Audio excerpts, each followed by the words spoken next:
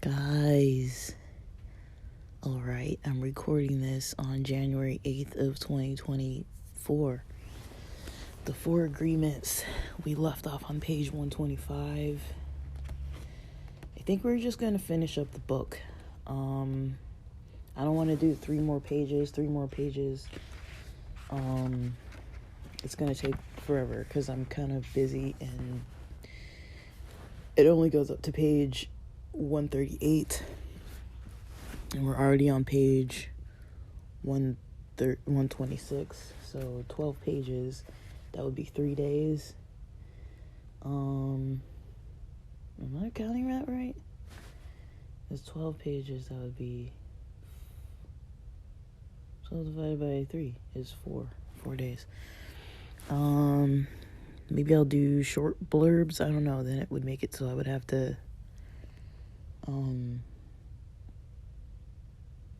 post them 3 separate times.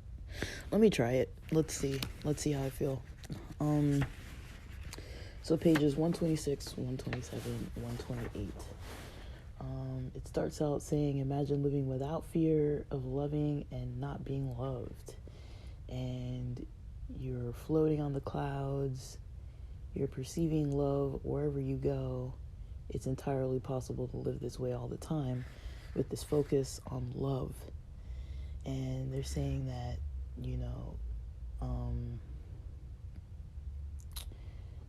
the part that stood out to me was in the middle of 127, Jesus told us about the kingdom of heaven, the kingdom of love, but hardly anyone was ready to hear this. They said, what are you talking about? My heart is empty. I don't feel the love that you are talking about. I don't feel the peace that you have. You don't have to do this. Just imagine that his message of love is possible and you will find that it is yours. I'm going to talk a little more on that because that kind of sticks out to me from kind of how I was, from something I learned along the religious route of where I was raised. It says on 128, the mitote has gone on a permanent vacation. This is what humans have been seeking for centuries. And it talks about all of these famous prophets and types, depending on your beliefs, what you believe. At the bottom of 128, it says, Moses called it the promised land, Buddha called it nirvana, Jesus called it heaven, and the Toltecs called it a new dream. Unfortunately, your identity is mixed with the dream of the planet.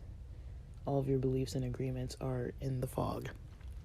So the part that stuck out to me was talking about, the part of, the New Testament and the Christian Bible that talks about Jesus.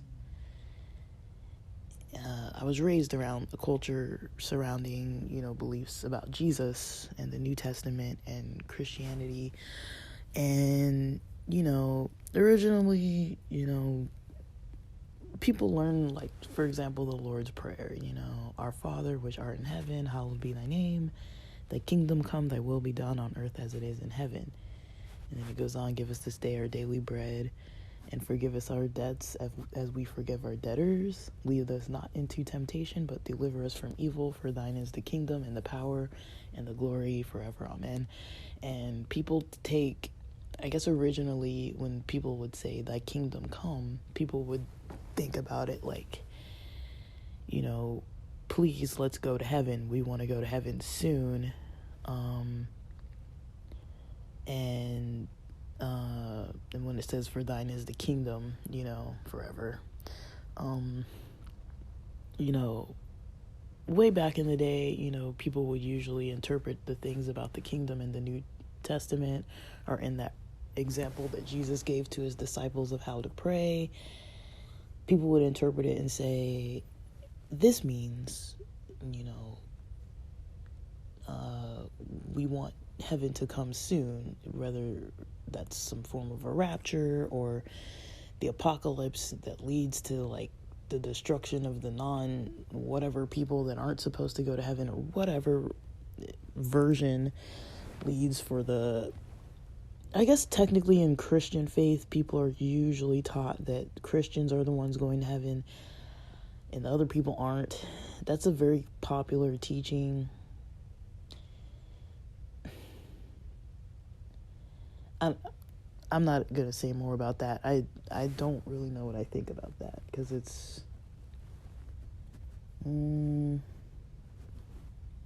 I can see how people come to that interpretation, but I question it.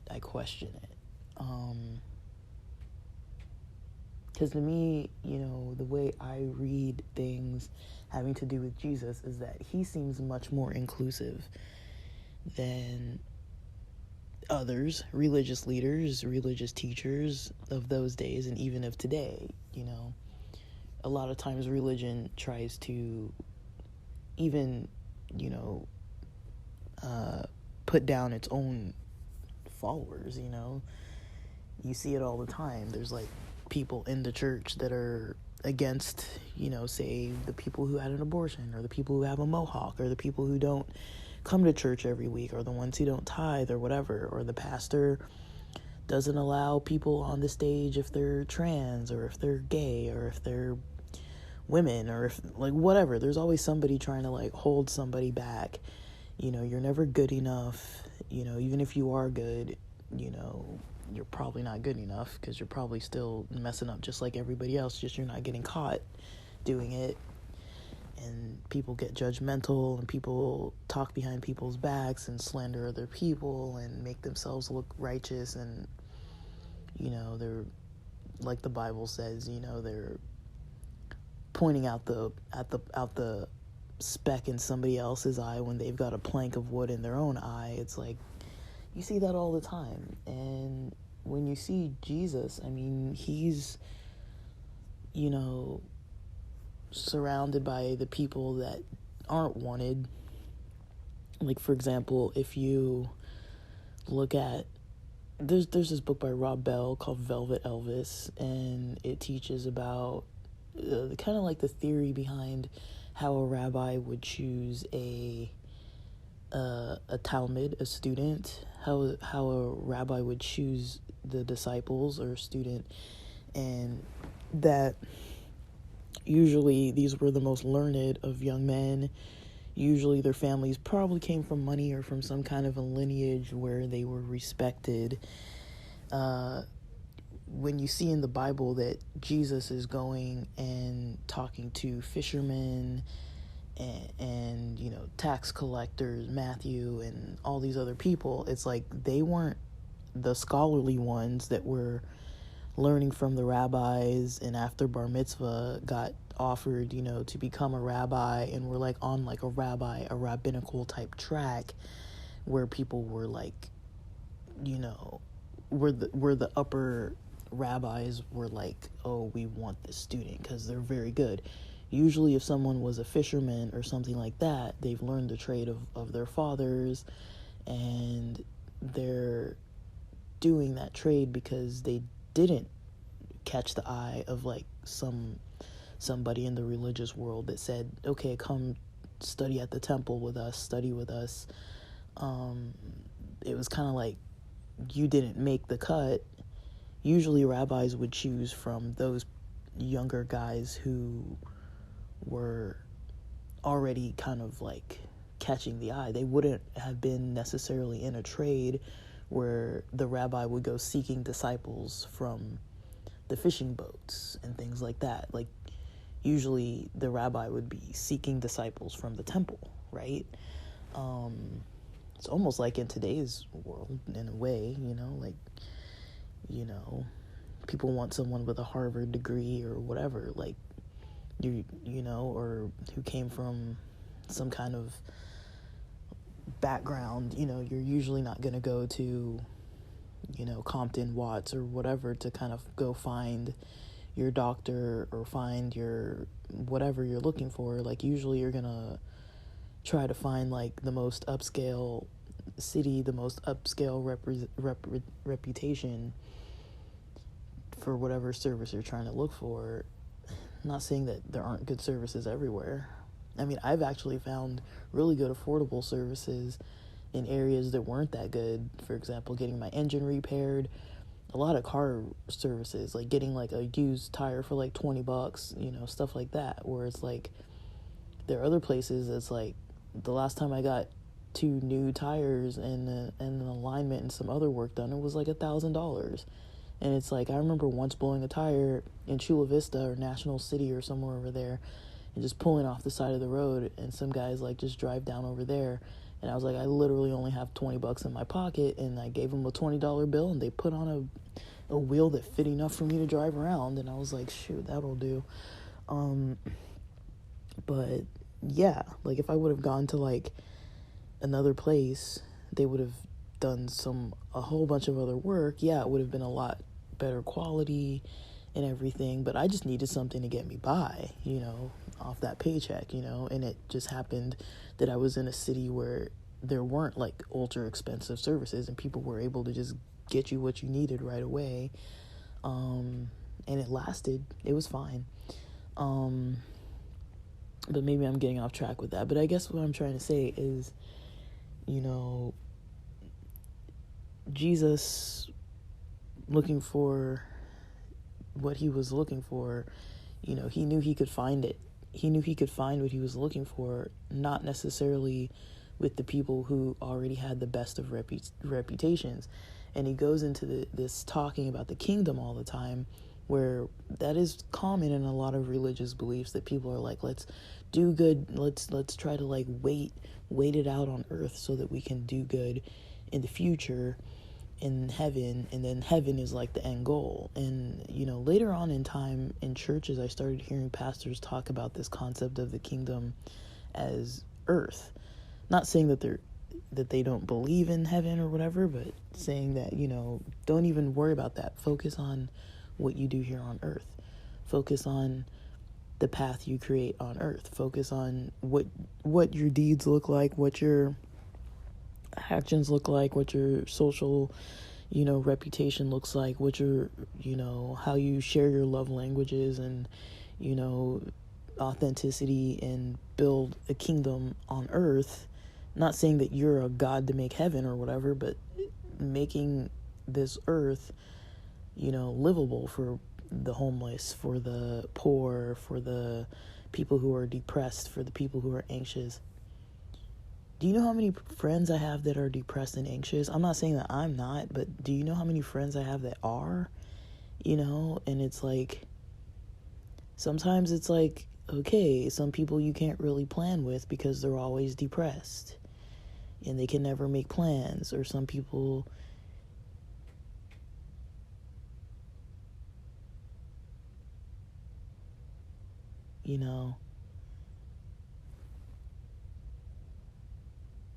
it's not uncommon for other people's anxiety or depression to kind of get in my way, to be of an annoyance to me, to be of something that I'm like, this is kind of like annoying to kind of like deal with this person, negative people. I've got people that I'm not always interacting with, but when I do, some of the people I associate with are just really negative. Always think the worst of others, never have anything positive to say. I'm not saying that like when people are toxic you have to be around them. I'm just saying like this concept of creating an earth where people aren't just pushed aside because they're obnoxious or pushed aside because they're annoying. You have to talk to them and hang out with them every day.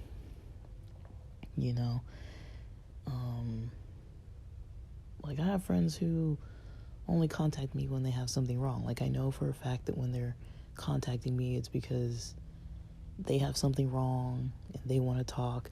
But when I want to talk, they're never really all that available, or people who, are overall just like obnoxious to people. I know people like that too. I know people who are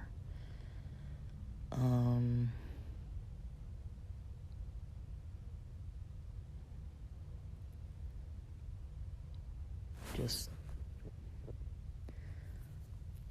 overall,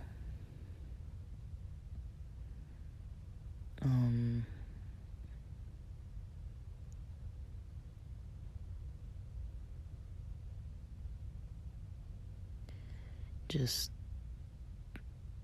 not always on the same page, and a lot of times I'll be maybe like easily irritated with people too, but it doesn't mean like stay in hermit mode. Sometimes it does. Sometimes it means, stay alone, don't like overwhelm myself. I'm not gonna like overwhelm myself with being annoyed by people. I'll stick to myself, be by myself, be alone if I need to do that, not interact with a bunch of people because I don't feel up to it,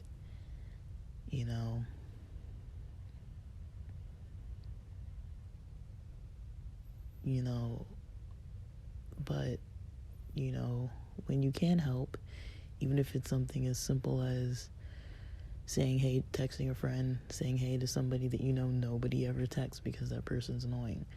It's like they're not even toxic, they're just not popular, you know what I mean?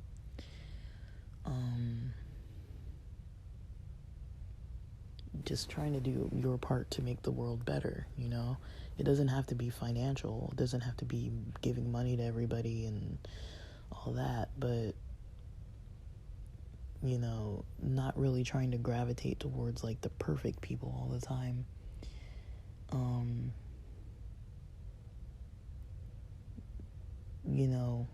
Because Jesus was never like gravitating towards the people with the best of reputations, but honestly, a lot of times those are going to be the most loyal of friends, the people who understand that they're not fully accepted in life.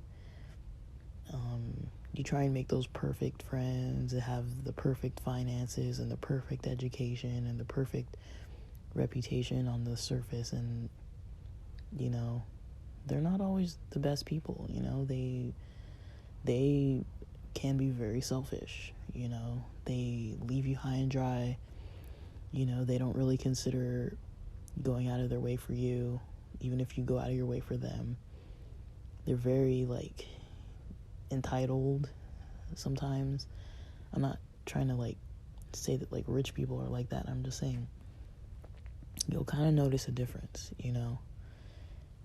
that maybe they kind of don't seem like they care about you a lot of times. Sometimes that's kind of how it feels, what I've noticed, at least for my friends that have like the best of reputations.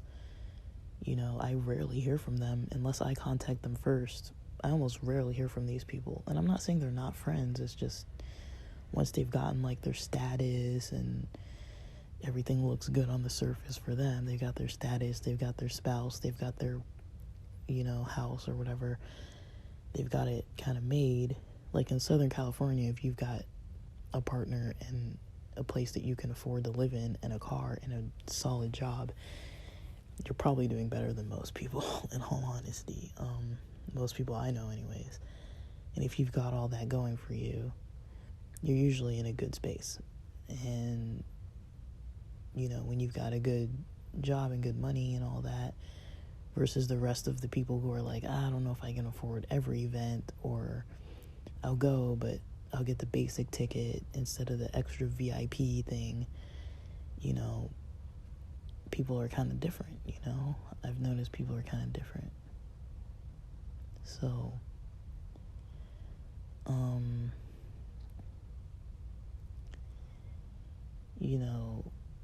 it's just kind of my own experience. I can't talk for everybody. I mean, I've got friends with money and they're perfectly fine people, but most of my friends don't have money. Most of them weren't raised with money. The ones who were seem to kind of know how to like deal. The ones who weren't and kind of came up into it seem to kind of forget where they came from. I've kind of noticed that. So I don't really seek out people based on their status, whatever status that may be, economic status, education status, where they live. Do they live in like a fancy, popular neighborhood? Do you live in, on Hollywood Boulevard and like, or Sunset Boulevard or like Malibu on the cliffs or whatever? I don't care about all that. Like, can you show up and remember my birthday? Can you at least like say hey every so often? Do I hear from you at least once or twice a year on your own, just saying, hey, what's up? Do you ever seem like you want to make plans and hang out? Those are the people that I consider friends. It's not a lot. People have bad years, bad months, but it's like, I notice, sometimes people kind of lose, that effort. And I kind of get it why Jesus would seek out people who maybe aren't that popular, because they don't tend to like, well, I'm not saying they don't tend to judge. They might, but they know that they're not better than everybody else, So they're not making decisions based on, oh, this person, we can't invite them because it's going to make my reputation look bad, or they're not popular, or they don't dress cool, or their car is shitty, or, I've almost never heard any of them say stuff like that. It's like, usually it's the other people I know who are like the Malibu Cliffs people who are like, we can't invite that person, they're not from where we're from. They don't have like a job that they consider interesting. And I've almost stopped telling people what I do. Like, if people ask me what I do, I'm like, I don't think that's anything people need to know. People always want to ask you what you do for a living. And, ever since I've gotten out of mental health, I kind of don't like to talk about it, because I'm like, I don't want to talk about it anymore. You either like me or you don't, and that should be kind of how it is. Like, you don't need to base it on, what you think of me because of my job status or the type of field that I'm in. I mean, it's different if you're like, maybe like some kind of mobster and like running around killing people, or like a scammer or something like that. But if you just work and have your own solid work, I don't see why anybody needs to be in your business about it. But yeah, that's kind of what comes to my mind when it comes to the kingdom, at the bottom of page 128. I feel like that's kind of what it's talking about, something along those lines.